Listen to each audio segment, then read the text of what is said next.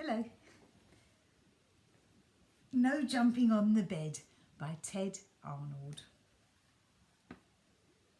In his bedroom, near the top floor of a tall apartment building, Walter was getting ready for bed.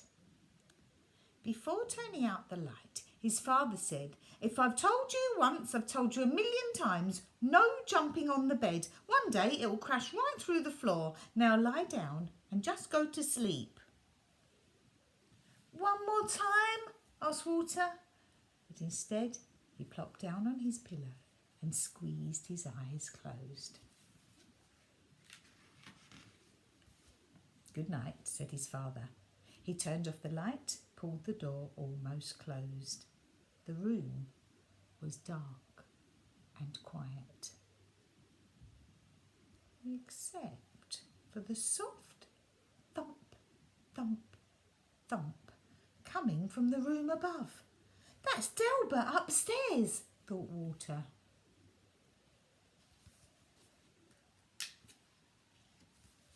He switched on his bedside lamp. If Delbert can jump on his bed, then so can I.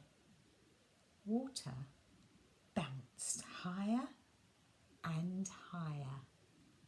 On his last jump, his hair brushed the ceiling. But when he came back down, his mattress creaked, the floor cracked, and the whole bed tipped sideways. Then down through the floor fell Walter, bed and all. Now it happened that Walter's bedroom was directly above Miss Hattie's dining room. She was more than a little surprised when a bed fell through her ceiling and Walter landed on her plate of spaghetti and meatballs. I was not expecting company for dinner," she mumbled with a mouthful of meatballs.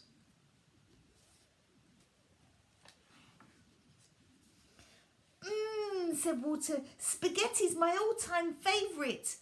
But before he could eat, his bed smashed through the table and kept right on crashing down through the floor. Down and down fell Walter, Miss Hattie, the plate of spaghetti, the bed and all.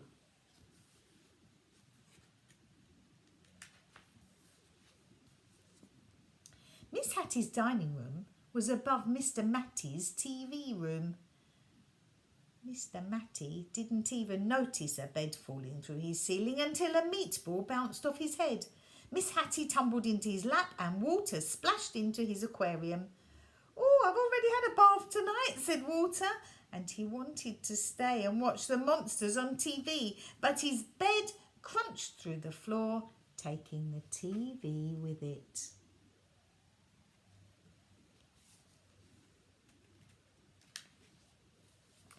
Down and down fell Walter, Miss Hattie, Mr. Matty, the TV, the spaghetti, the bed and all. Walter's Aunt Batty had just moved into the building.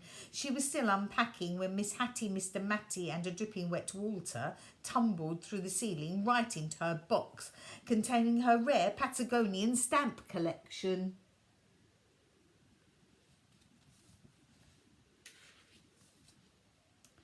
When he burst through the bottom of the box, Walter was a sticky mess.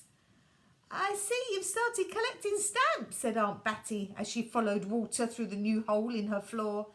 Down and down fell Walter, Miss Hattie, Mr. Matty, Aunt Batty, the stamp collection, the TV, the spaghetti, the bed and all. Patty and Natty had worked for 3 days building their dream house with bricks. Afraid that Fatty Cat might knock something over, they carefully shooed her out for the night. Then the upstairs neighbours came through the ceiling. "Excuse us," said Walter, remembering his manners. "We won't be staying long." The words were barely past his lips when Walter's bed bashed through the floor and continued on its way. Down and down fell Walter, Miss Hattie, Mr. Matty, Aunt Batty, Patty, Natty, Fatty Cat, the stamps, the TV, the spaghetti, the bed and all. The last thing Mr Hanratty had ever expected was to see her bed coming through his studio ceiling, followed by nearly everyone in the building.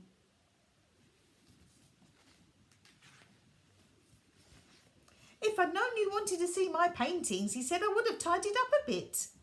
But they never once paused to admire Mr Hanratty's colourful artwork. They were too busy splashing in his cans of paint. Then his floor caved in and everyone followed Walter's bed down through the hole. Down and down fell Walter, Miss Hattie, Mr Matty, Aunt Patty, Patty, Natty, Mr Hanratty, Fatty Cat, 17 cans of paint, the stamps, the TV, the spaghetti, the bed and all. Maestro Ferlinghetti and his string quartet were astonished by the colourful crowd that fell from the ceiling. The maestro loved an audience even before they dropped in unannounced. But when Walter's bed smashed through the floor and his paint splattered everywhere, the maestro wished his audience would leave.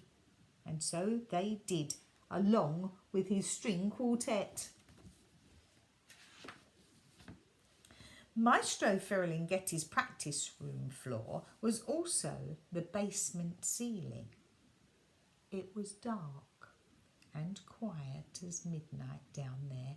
Walter squeezed his eyes closed and tumbled through the darkness until he landed on something soft. He opened his eyes. Everything was in its place. His bedroom lights were out. The door was almost closed, and through it Walter could hear his mother and father talking quietly. Oh, no more jumping on the bed for me, thought Walter. He lay back down to sleep. Suddenly he heard a creak. And down came Delbert, bed and all. The end. Don't jump on the bed. Good night.